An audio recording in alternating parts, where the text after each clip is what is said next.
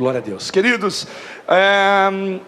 eu preguei esse texto pela manhã também, onde nós tivemos um grande culto aqui pela manhã também. E eu estava com esse texto na minha cabeça. E ainda que a figueira não floresça, ainda que não haja fruto na vide, ainda que o fruto da oliveira minta, em todo tempo eu me alegrarei no Senhor, o Deus da minha salvação. Ele é o Deus que me faz andar altaneiramente, algumas traduções diz. Ele que é o Deus que me faz andar de cabeça erguida, o Deus da minha salvação. E quando nós lemos esse texto, eu já disse algumas vezes, preguei isto e começo a imaginar que falar disto é fácil, viver é muito difícil. Viver alegre em tempos difíceis é fácil, o difícil é viver. Falar de você suportar todas as coisas no momento difícil, em dar graças a Deus quando as coisas não vão bem, é fácil.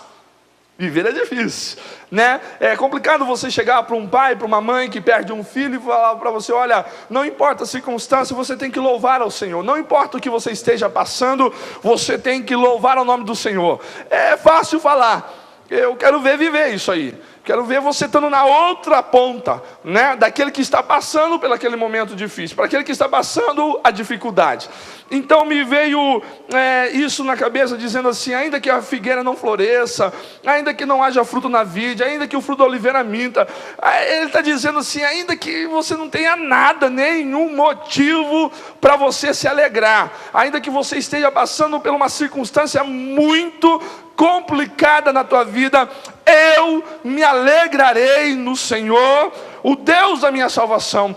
Abacuque, o profeta, ele está dizendo, querido, e ele tem propriedade para dizer isso, porque nesse período o povo de Deus, ele estava cativo, ele estava aprisionado na Babilônia. O povo do Senhor estava o quê? O povo babilônico tinha aprisionado, tinha invadido o povo de Deus e tinha levado eles cativo à Babilônia. Então eles estavam vivendo um tempo de crise, um tempo de falta de tudo, eles estavam vivendo um tempo de escassez de tudo, mas ele estava dizendo: mas mesmo assim, mesmo nesta condição, eu me alegro em Deus.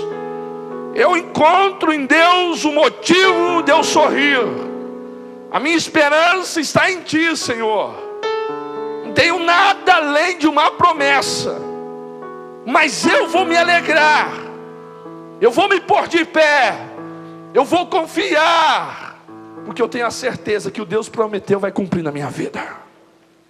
Quando você olha o profeta dizendo isso, nós temos que trazer isso para a nossa realidade. Temos que trazer isso para as nossas vidas. E um homem que me veio à cabeça foi o apóstolo Paulo. E eu queria que você abrisse a tua palavra em 2 Timóteo, capítulo 4.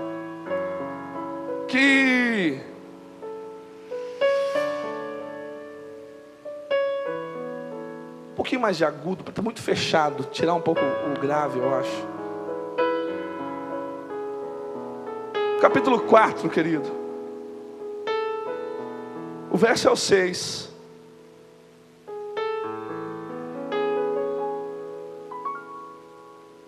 Segundo Timóteo 4, verso 6. Vocês estão me ouvindo bem aí no fundo, meu amado? Tá bom o som aí? Amém. Glória a Deus. O apóstolo Paulo, ele está preso. É a segunda prisão de Paulo em Roma. Só que essa prisão é diferente, é uma prisão, a primeira foi domiciliar, e essa prisão agora ele está encarcerado. E aqui é a última carta do apóstolo Paulo.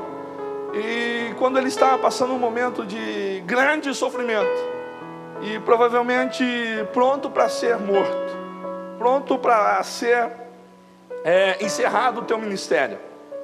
E na sua última carta, o apóstolo Paulo, ele diz assim: quanto a mim, já estou sendo derramado como libação, e o tempo da minha partida está próximo.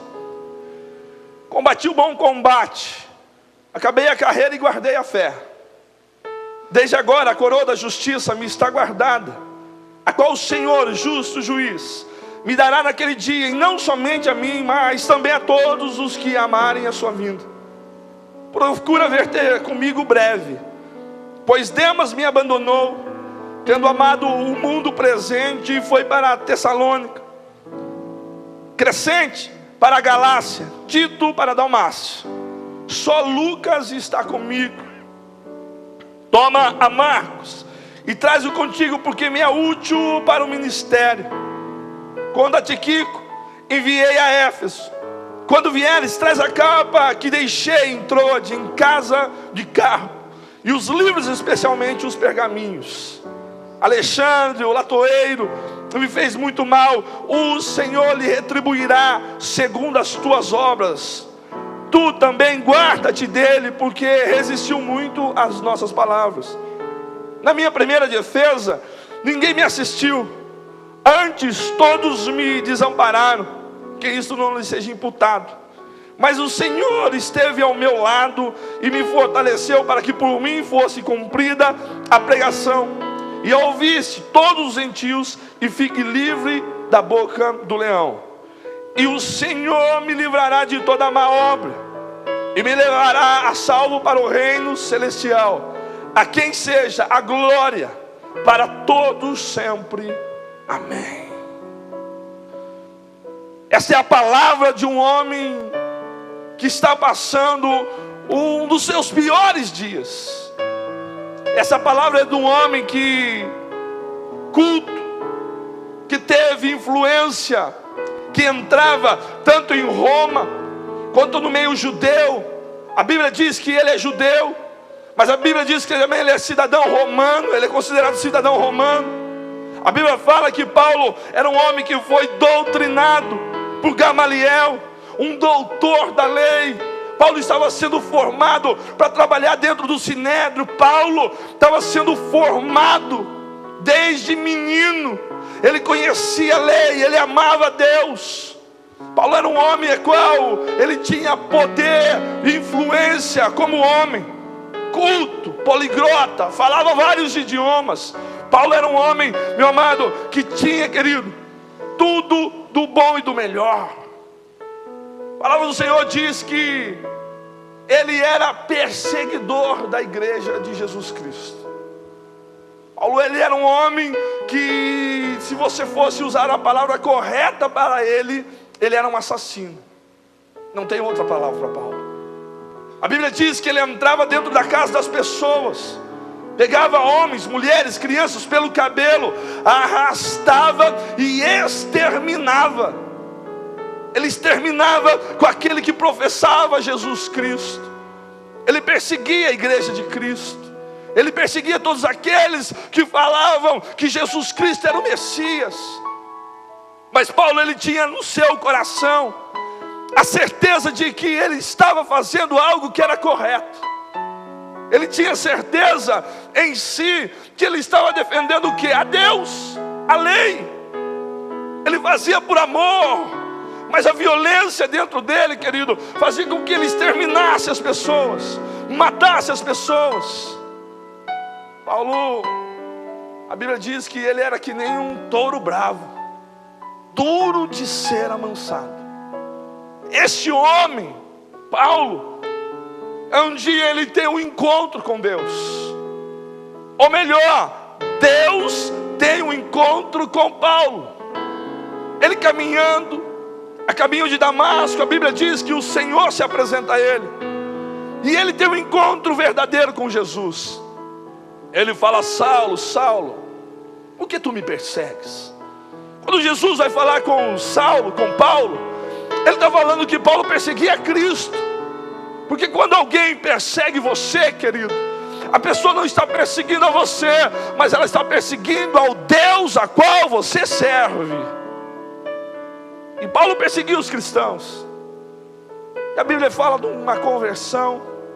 A Bíblia fala que os olhos de Paulo ficaram fechados, ficaram tapados. A Bíblia diz que ele é levado a uma casa. A Bíblia fala que Deus fala com um homem chamado Ananias e fala: Ananias, vai à casa tal, no número tal. Lá se encontra um homem chamado Paulo, um homem chamado Saulo. E este homem, você vai impor as mãos sobre ele, vai orar por ele, porque para mim, este homem é um vaso de honra. Este homem aí é um vaso de honra. Quando Ananias fica sabendo disso, ele fala: eu não vou lá não. Esse homem é aquele que persegue, aquele que mata os cristãos. Deus está falando para ele: pode ir. Aquele homem já não existe mais. Aquele homem já está morto. Agora você vai, põe a mão sobre Paulo, que eu vou levantar esse homem, que eu vou trabalhar na vida desse homem, porque a partir de agora eu começo a escrever uma nova história na vida deste homem. Olha aqui, somos nós. Somos muitas vezes, queridos, não te digo essa palavra forte, um assassino, mas somos pecadores, homens que desobedecemos, homens que não entendíamos o Deus que existe, um Deus verdadeiro. Conhecíamos Deus de ouvir falar, até achávamos que verdadeiramente o conhecia, mas verdadeiramente não conhecia. Mas um dia somos tocados por Deus. Quero te dizer, meu amado, que muitos de nós achamos que nós fomos até Deus. Nada disso. Você está enganado. Foi Deus que tinha um encontro marcado com você. A Bíblia fala que não foi nós que o escolhemos, mas antes Ele nos escolheu. Deus te escolheu. Deus te separou. Se você está aqui nessa noite, não é porque você quis, é porque a vontade de Deus está se cumprindo na tua vida nessa noite. É porque Deus tem um chamado para você. É porque Deus chamou primeiro. É porque Ele tem um propósito na tua vida. Quando esse homem ele começa o seu ministério, ele começa a enfrentar a verdadeira realidade de ser um cristão. Ele começa a se deparar com as objeções de ser um cristão. Ele começa a ver, querido, que agora ele vai ter que abrir mão de si mesmo. Ele vai começar a perceber que agora ele vai tirar tudo aquilo que ele tem como verdade e ele vai considerar como mentira. Ele mesmo diz: tudo aquilo que eu tinha como valorizado, aquilo que tinha valor na minha vida, foi considerado como lixo. É um homem sendo desmontado. É um homem sendo quebrado inteiro. Eu quero te dizer nessa noite, querido, que verdadeiramente Deus tem um propósito para fazer na tua vida. E se necessário for Deus te desmontar inteiro, permita, deixa, porque Ele quer construir uma nova história para você. E muitas vezes, querido, nós não conseguimos construir um novo homem, uma nova mulher do jeito que chegamos a Deus. O Paulo que chegou a Deus não tinha condições nenhuma de ser representante de Cristo, mas o Paulo que seria construído por Cristo seria o maior evangelista que existiria. Paulo foi um grande homem. Através da vida de Paulo, nós estamos aqui, querido, porque ele difundiu as igrejas. Ele foi um missionário. Jesus Cristo, pastor, maior é Jesus. Claro, eu estou dizendo de homens, não estamos colocando Jesus. Jesus é incomparável, Jesus é Senhor de todas as coisas. Estou dizendo, Paulo, ele abriu igrejas. Ele ia para Coríntio, ele ia para Cilícia, ele ia para Dalmácia, ele viajava, ele pregava o evangelho, ele profetizava na vida das pessoas, ele fez a diferença. Só que Paulo, querido, ele era um homem como eu e você somos, carentes e fragilizados por todas as circunstâncias da vida. Ele era um homem que sentia todas as dores que um homem comum sente. Paulo era também digno, querido, de errar. Paulo errava também, mesmo cristão. Paulo sentia as aflições, as dores. E quando nós começamos a entender verdadeiramente quem é Paulo, quando ele se converte, a Bíblia diz que os discípulos de Jesus não aceitaram Paulo. Não aceitaram Paulo pelo seu passado. Não aceitaram Paulo porque ele tinha uma história terrível. Quantos de nós que aqui estamos, que quando você diz para alguém que se converteu, a pessoa zomba de você? Você fala assim: agora eu sou crente. Fez tudo errado na vida, agora vai ser crente. Todo mundo que erra vira crente. Já ouviu isso? Todo mundo que não prestou um dia vira crente.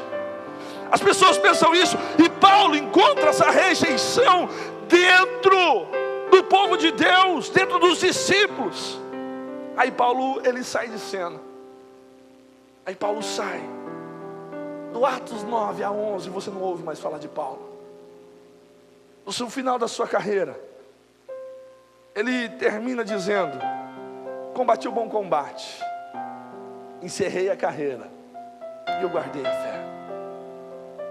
E ele vai dizendo: mas para mim, não somente para mim, mas todos aqueles que foram fiéis até o fim, está separado, preparado a coroa da justiça de Deus. Nós estamos ouvindo um homem que tem história para contar, um homem que tem intimidade com Deus, um homem que diante das coisas de Deus tem currículo cristão. Paulo era um homem que tinha história diante de Deus. Paulo tinha que apresentar a sua história, e a história dele era linda, porque verdadeiramente Deus o tirou do engano, Deus trouxe ele para a luz da verdade, e dentro da luz da verdade, ele pegou o bastão da justiça de Deus, e começou a caminhar na presença de Deus. Quando ele diz: eu combati o bom combate, ele está dizendo para mim e para você: viver com Cristo não é viver na festa. Viver com Cristo não é risada em todo o tempo. Não é só alegria, é uma luta, é uma batalha. Eu e você, nós estamos em guerra, e eu e você temos um adversário que trabalha todo dia, todo minuto, tentando me abater, tentando te abater, tentando me destruir, te destruir. Ele fala: mas eu não desisti, eu lutei, eu combati, e esse combate é o bom combate da minha vida. É o combate onde o homem não conhece a derrota. É o combate que vai te trazer uma nova história. É o combate que o cristão verdadeiro tem que lutar contra as obras da carne, contra aquilo que te persegue, contra a doença que está tentando te desanimar, contra as drogas que estão entrando no teu lar, pai, mãe. É o combate de Satanás enfurecidamente tentando atropelar o povo de Deus. Ele fala: mas Satanás se levantou, o inimigo se levantou, mas eu resisti a ele, lutando no Senhor. O bom combate de Cristo. Ele vai falando: eu combati esse combate. E os combates de Paulo não foram poucos, não. Por que eu estou te dizendo isso, querido? Ainda que a videira não floresça, ainda que não haja fruto na vide, ainda que o fruto da oliveira minta em todo o tempo, eu vou me alegrar no Senhor. Paulo, ele tinha essa convicção. Ele tinha certeza que as coisas do mundo já não podiam mais trazer alegria para o seu coração. Tanto é que ele abriu mão de tudo. Poder, fama, autoridade, influência. Quando Paulo se converte um dia, uma pessoa, um servo dele chega e fala assim: Paulo, os corredores do palácio estão falando que o inimigo te espera lá fora, e o senhor tem que fugir. Não dá para ficar aqui, porque eles vão te matar. E Paulo, a Bíblia diz que agora eu tenho outra solução? Não. Tem um cesto aí? Dá o cesto. Eu vou entrar dentro de um cesto. Tem uma corda aí? Amarra o cesto na corda. Tem alguém que queira me ajudar aí? Pede para alguns homens fortes me descerem pelo cesto e pela corda. Olha aqui, querido. Sabe o que eu estou te dizendo? De humilhação. Sabe o que eu estou te dizendo? De vergonha. Se submeter a entrar dentro de um cesto. Um homem culto, um homem que influencia, um homem que tinha poder, agora estava se escondendo dentro de um cesto. Agora um homem, meu amado, que sempre teve autoridade e poder, ele está dependendo de alguém segurar a corda, para ele não se esborrachar lá embaixo. Deus vai quebrando Paulo, dizendo para ele: você precisa do teu irmão, você precisa da ajuda do teu irmão. O braço de Deus é poderoso sobre a tua vida, mas a vida do teu irmão também é importante, porque é ele que vai te sustentar no momento que o inimigo quiser te destruir. Olha aqui, meu amado, Deus sempre terá um braço para te ajudar em nome de Jesus. E o sexto, Deus vai providenciar na tua vida, querido. Quando Paulo ele vai passando por isso, ele vai crescendo a cada dia. Esse é o combate de Paulo. Paulo ele pregava, querido, e vida se transformava. A Bíblia diz que ele foi chicoteado muitas vezes, passou em naufrágio muitas vezes, perseguição muitas vezes.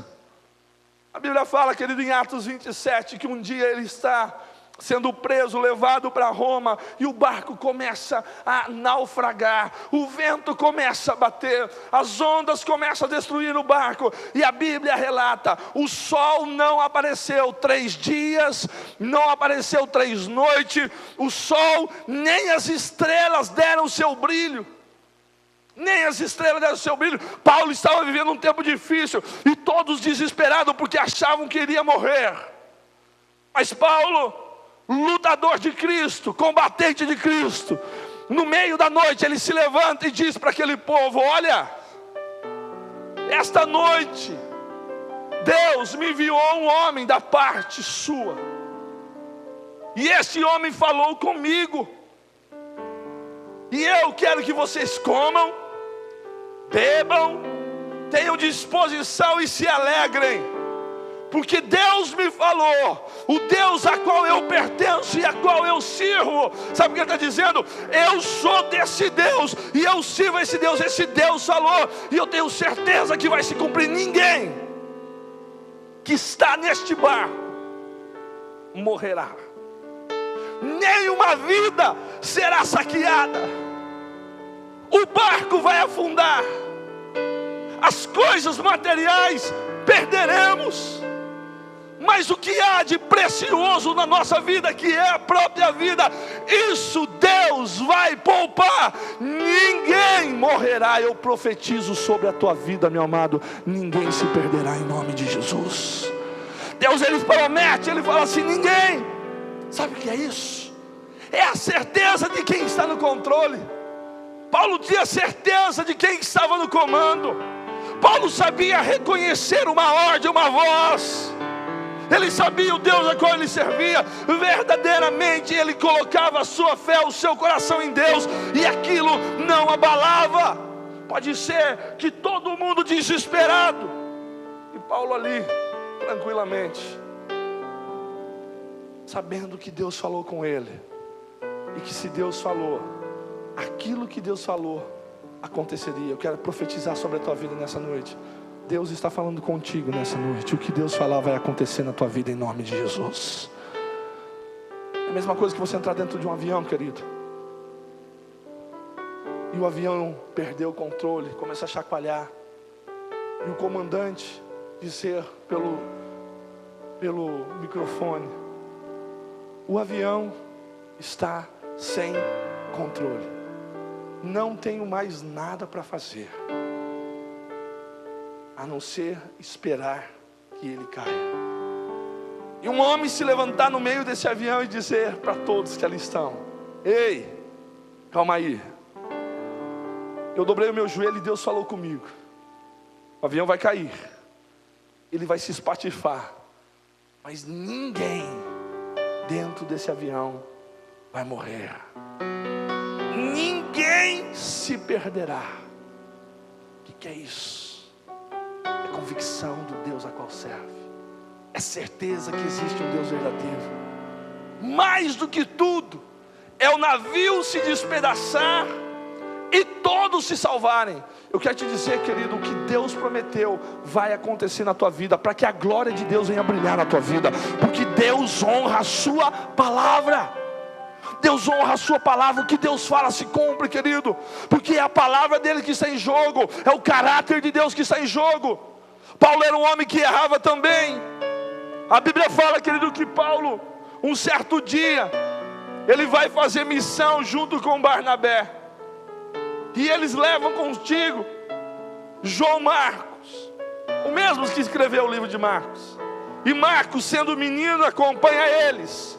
No meio do caminho, Marcos fala: eu vou voltar porque eu não aguentei não, vou voltar atrás. De volta, João Marcos volta.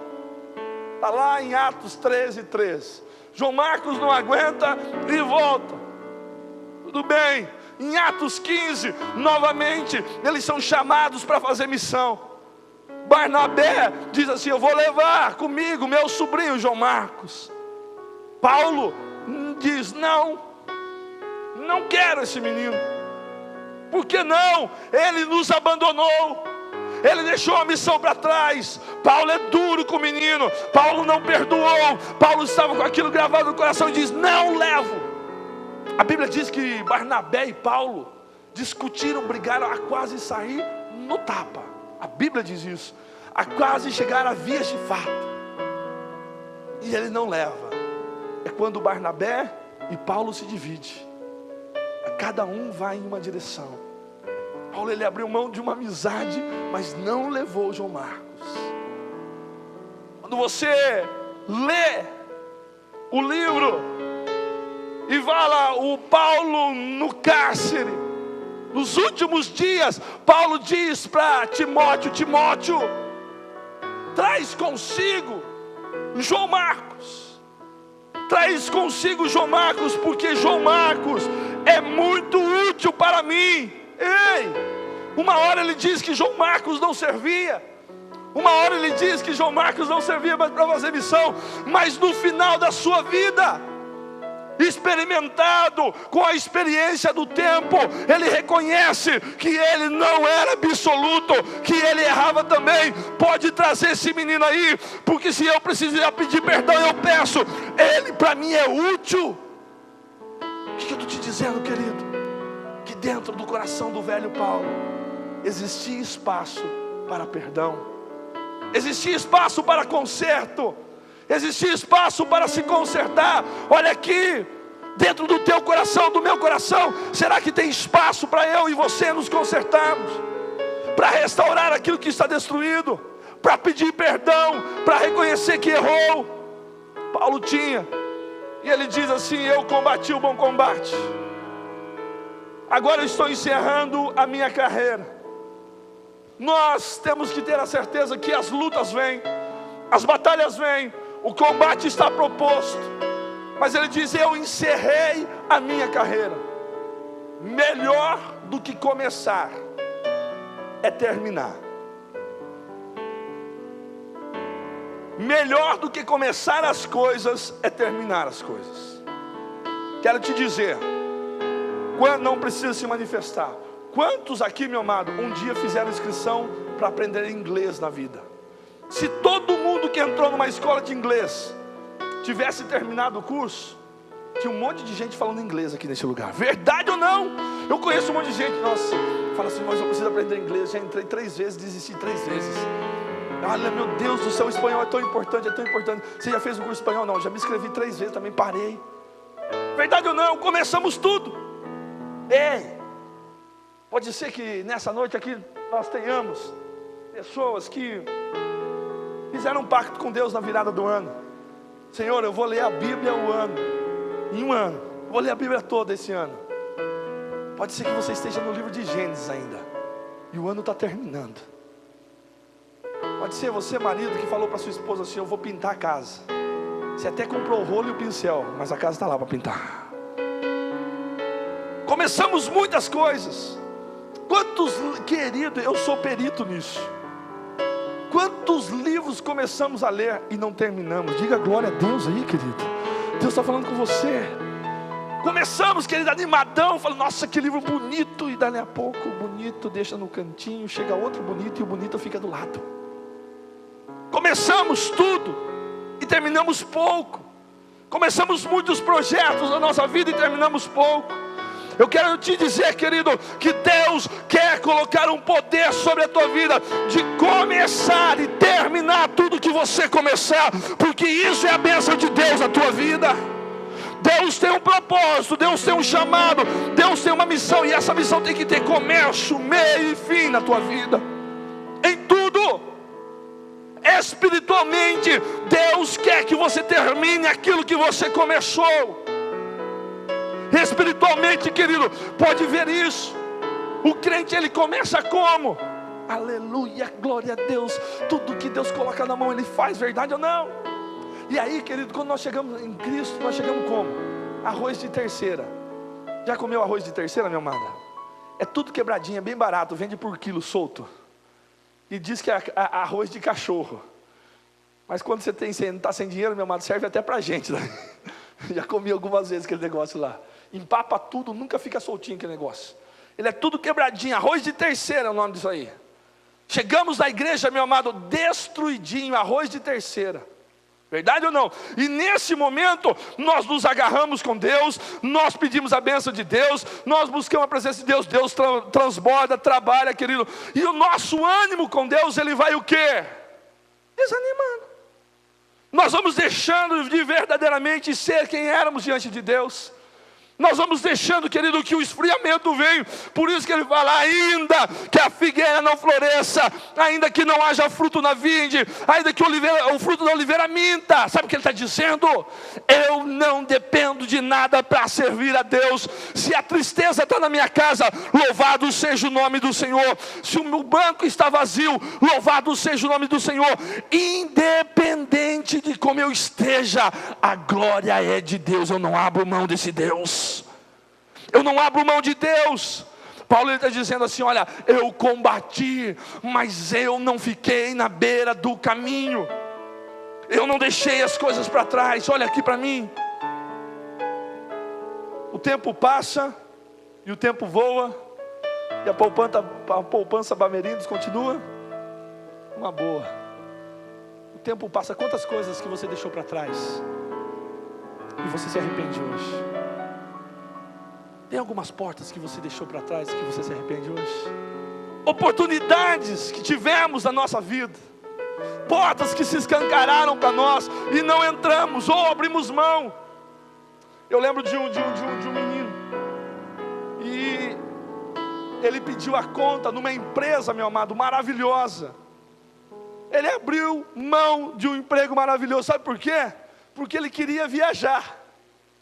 Ele queria tirar 15 dias de férias, não deram as férias para ele, ele falou, então tudo bem, eu vou de qualquer jeito, me dá a conta. E até hoje, ele reclama da porta que se fechou, que ele fechou.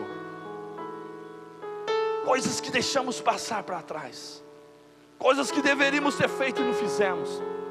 Quantas vezes, num caixão, você está lá, fazendo um ofício fúnebre, tem o choro da saudade, tem o choro, querido, que é do desespero, da surpresa de alguém, de um ente querido falecer, e tem o choro do arrependimento. O que é o choro do arrependimento? O choro do arrependimento, meu amado, é aquele que olha para o pai no caixão, é aquele que olha para uma mãe e diz, eu devia ter me consertado com a minha mãe, eu devia ter me consertado com meu pai, eu devia ter abraçado ele mais vezes, eu devia ter dito que eu amava, eu devia ter pego os meus pais e passeado com eles, mas eu estava tão preocupado comigo, e agora terminou a carreira do meu pai e eu não posso mais falar. É que nem um pai que leva uma menina para o parque de diversão, numa praça, e ela está andando de bicicleta, e o pai fala para a menina, vamos embora, filha. E ela vem com a bicicletinha, para do lado do pai e diz, pai, mais 5 minutos. Mais 5 minutos eu vou.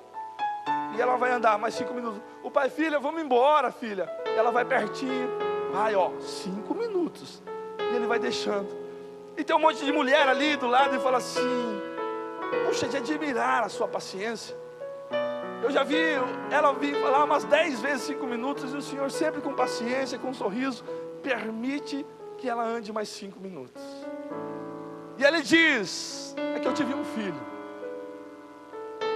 e eu o perdi, e eu trocava tudo nesta vida para ter mais 5 minutos com o meu filho. Eu trocava tudo para que Deus me desse 5 minutos com o meu filho. Quando minha filha me pede 5 minutos, eu não consigo dizer para ela: eu não vou entregar. Eu estou querendo te dizer, queridos, as oportunidades das nossas vidas são colocadas. Paulo fala assim: eu combati, eu estou encerrando a minha carreira, mas ele está encerrando o seu papel, com a certeza que fez aquilo que era certo, que fez aquilo que deveria fazer, que fez aquilo que foi proposto na vida dele. É terminar, querido, com a certeza que ele deixa uma história, que ele deixa, querido, um currículo de fé. Ele tem o privilégio de dizer para Deus: eu encerro o chamado do Senhor na minha vida. Eu quero te dizer, meu amado, Deus tem uma história para cumprir na tua vida. Não pare de lutar, não fique no meio do caminho, não abra mão dos teus sonhos, porque um dia você vai terminar e dizer: eu encerrei a minha carreira diante de Deus. Tudo aquilo que Deus me propôs a fazer, eu fiz o meu melhor diante de Deus. Nós temos que entender que Paulo, ele fala: eu encerro a carreira, mas eu levo a fé, eu guardo aquilo que é precioso, eu coloco dentro de mim e levo comigo. Ninguém pode roubar do teu coração, querido. Rouba-se joias. As pessoas levam relógio, levam carro, levam dinheiro, levam tudo, mas ninguém rouba a tua fé em Cristo Jesus. Aquilo que Deus colocou na tua vida, aquilo que Deus ministrou em você, isso é algo precioso que ladrão nenhum pode roubar, porque ele não tem poder de invadir o teu coração se você não der espaço a ele. Ele fala: eu guardei a minha fé, eu guardei a minha certeza que Cristo Jesus é na minha vida. Ele tinha convicção, querido, verdadeiramente. Ele conhecia em relacionamento a Deus. Hoje é uma multidão de cristãos. Olha aqui, meu amado, as igrejas estão abarrotadas. Homens e mulheres invadem as igrejas. Nós estamos aqui em quase 300 pessoas. Você for na igreja ali, Agnus, tem um monte de gente. Você for na Quadrangular, um monte de gente. Liga a televisão, uma multidão de pessoas. Mas eu quero te dizer, querido, que a igreja tem que pregar um Deus a qual você conheça, um Deus qual verdadeiramente eu e você tenhamos relacionamento. Não adianta, querido, vir na igreja e sentar numa cadeira, querido, e não conhecer ao Deus a qual você serve. Não ter intimidade com esse Deus. Não conhecer a fé em Cristo Jesus, a certeza de quem Ele é na tua vida, que Ele é suficiente para você, que vale a pena lutar por esse Deus, que quando esse Deus está na sua vida, querido, você começa e termina todo o propósito dele na tua vida, e você não vai embora de mão vazia. Deus é um Deus de gratidão. O que Ele prometeu, Ele vai colocar na tua vida em nome de Jesus. Ele fala: eu guardo a fé. E Ele vai terminando dizendo: desde agora a coroa da justiça me está guardada, a qual o Senhor, justo juiz, me dará naquele dia, não somente a mim, mas também a todos os que amarem a sua vinda. Olha aqui, Paulo, ele tem a convicção da recompensa. Paulo tem a certeza daquilo que Deus tem preparado. Eu quero te perguntar nessa noite: você tem a certeza que Cristo Jesus tem uma nova Jerusalém para você? Você tem a certeza que a glória de Deus está preparada para os seus filhos? Você tem a certeza que um dia a trombeta vai tocar, o céu vai se rasgar e Jesus em glória virá buscar a sua igreja? Ele tinha essa convicção. Para Paulo, estava se fechando a janela do mundo, a sua vida estava terminando, mas ele dizia: não é o fim fim da minha história. Agora eu começo a viver a recompensa daquilo que eu lutei, daquilo que eu conquistei, daquilo que eu busquei com força. Lute, querido, se determine. Pode ser que neste mundo você não tenha tudo que você queira. Pode ser que eu e você nesse mundo, querido, há momentos de chorar. Pode ser que eu e você olhamos para esse mundo e achamos, querido, que somos injustiçados. Quantas vezes,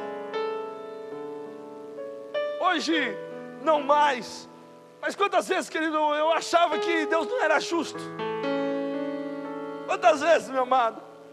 Hoje eu conhecia Deus, mas quantas vezes eu falo: Deus, por que o outro é assim e eu não? Por que a bênção parece que é melhor na vida do outro do que na minha vida? Por que o Senhor privilegiou a este e não a mim? Por que as portas parecem que se abrem mais para essa pessoa? Porque parece que eu nunca conheci a alegria verdadeira. Sabe por quê? O homem tem esse tipo de pensamento porque verdadeiramente ele não conhece a Deus. Porque quando ele conhece a Deus, querido, tudo o que acontece na sua vida é motivo dele dar glória a Deus, porque ele sabe que a sua recompensa não é nesse mundo, que aqui nós estamos de passagem, mas que a glória de Deus virá sobre as nossas vidas. Ele sabia que a justiça viria depois que Deus o chamasse. A promessa de Deus se cumprirá na tua vida em nome de Jesus. Olha aqui, a coroa é a honra, coroa é a glória. A coroa, querido, é quando Deus honra um homem. A Bíblia fala em Isaías 61: a cada dia de vergonha eu te darei dupla honra. Quero te dizer, meu amado, que há um tempo em que Deus vai se levantar na tua vida. Há um tempo que Deus vai se levantar na tua casa. Há um tempo que Deus vai entrar na sua família. E você, querido, vai ser justificado, porque o Deus a qual você serve é um justo juiz. Ele diz assim: o justo juiz. Quantas vezes, meu amado, eu e você olhamos e nos sentimos injustiçados? Quantas vezes alguém nos faz algo, querido, somos traídos, somos perseguidos, somos roubados, e nós sentimos a injustiça.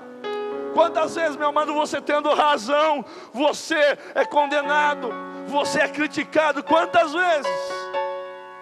Mas a Bíblia diz que no final de tudo Ele se levantará, e a glória de Deus vai chegar na tua vida. O tempo da justiça de Deus virá. Deus, meu amado, não é como o ditado popular que diz: Deus tarda, mas não falha.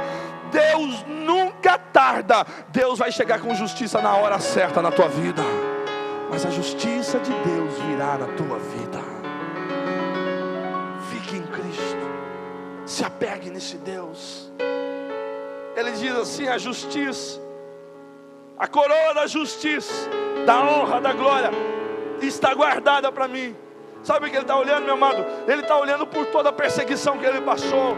Paulo está olhando por toda a perseguição, todas as vezes que ele foi colocado em prisão, todas as vezes que alguém chicoteou a ele, injustamente, por defender a causa de Cristo. Ele está falando: mas agora, no final de tudo, Deus vai me justificar, Deus vai me honrar, porque para mim está preparado uma coroa.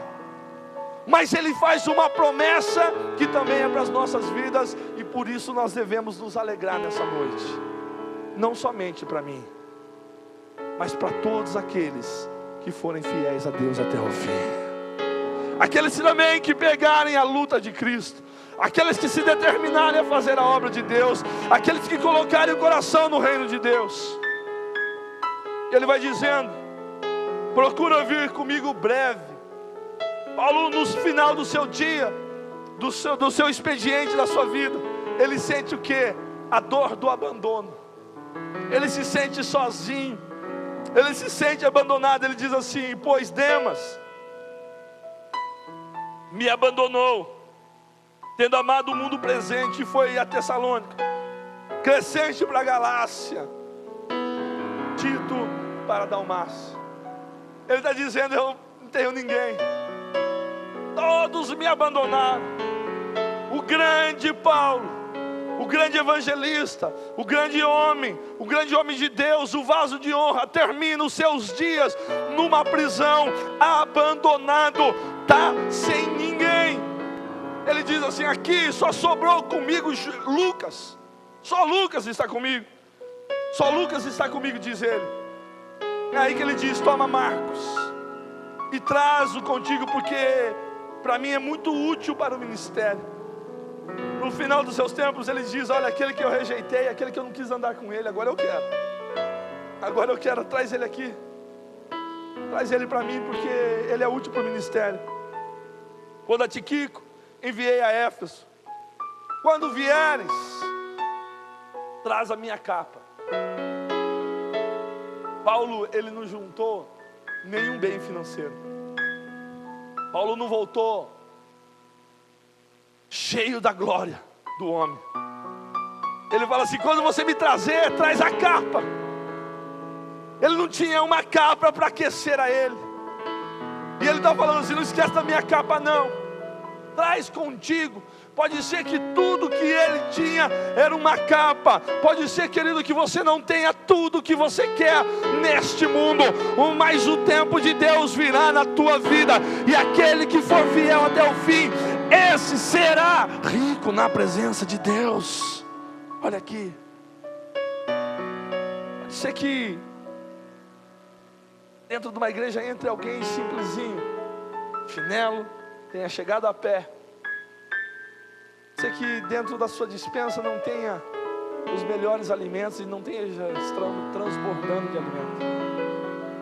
Mas pode ser que Deus esteja olhando para você e dizendo para você: esse é o meu filho amado em quem eu tenho prazer. Esse é o meu filho. Sabe por quê? Porque Deus não olha a condição do homem. Deus não mede a sua espiritualidade, a sua vida com Deus pelo aquilo que você está vestindo, pelo aquilo que você está andando. Deus mede a tua vida com Deus pela comunhão, pelo temor, pela cumplicidade, pela intimidade que você tem com Ele no seu caminhar.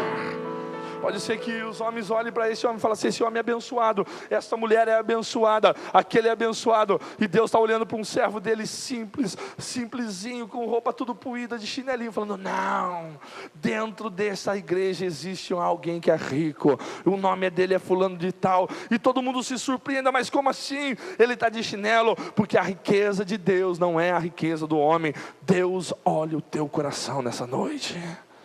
Aos olhos do homem, querido, pode ser que Paulo estava terminando a sua vida deteriorado, Paulo estava terminando a sua vida pobre, mas aos olhos de Deus, Paulo era um homem rico, porque ele cumpriu o propósito que Deus chamou a vida dele.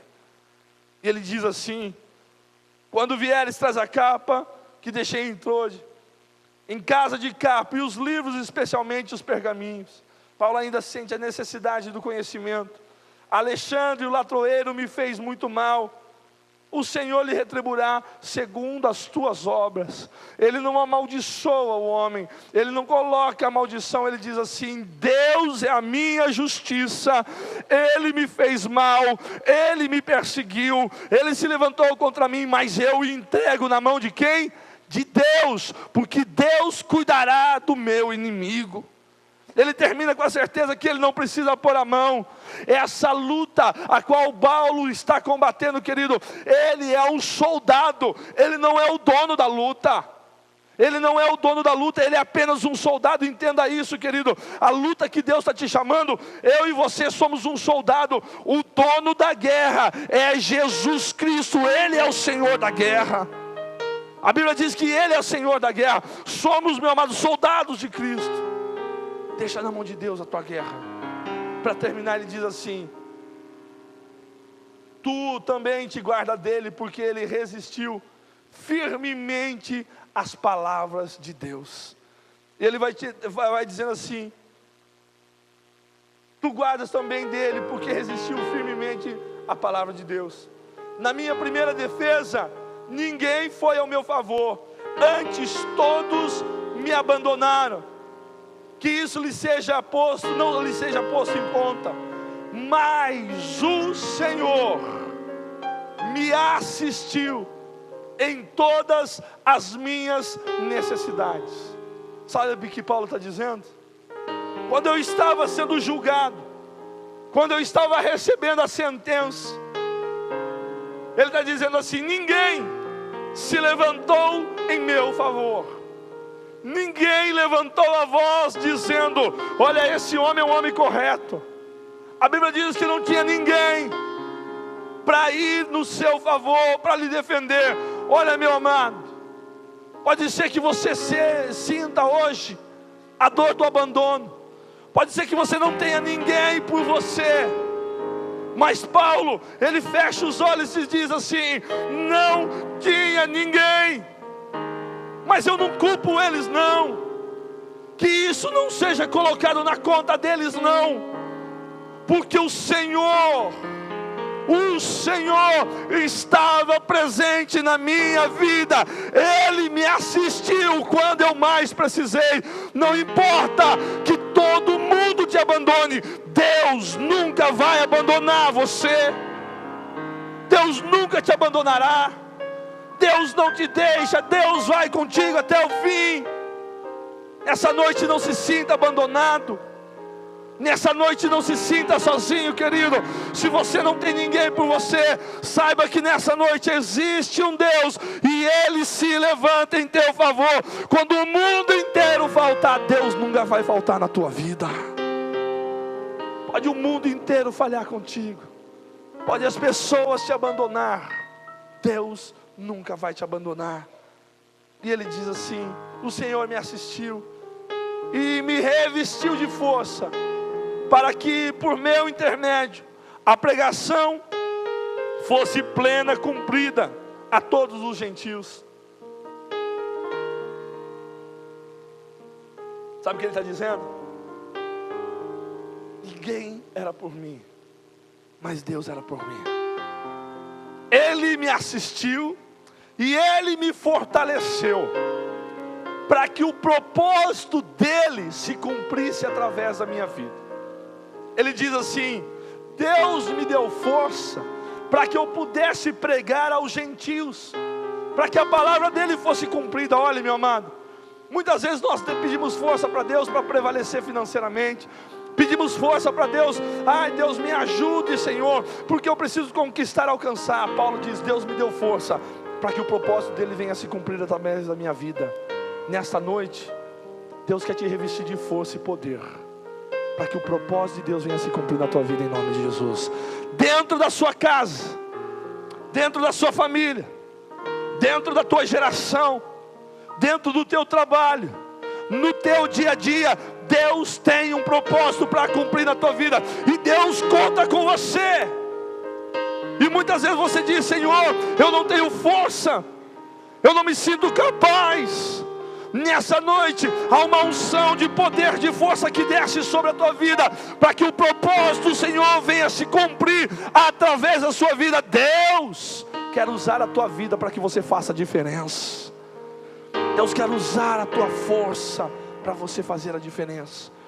E ele termina dizendo as últimas palavras: o Senhor me livrará também de toda obra maligna, e me levará salvo para o seu reino celestial. A Ele seja a glória pelos séculos dos séculos. Amém. Ele termina dizendo: o Senhor me guardará, o Senhor me cercará com seu poder, e eu posso ver as janelas dos céus abertas e o reino celestial preparado para a minha vida. Ele fecha as portas para o mundo, mas as janelas do céu se abrem na sua vida. Nessa noite, meu amado, pode ser que o mundo tenha fechado as portas para você, mas a janela da glória de Deus está aberta na tua vida, em nome de Jesus.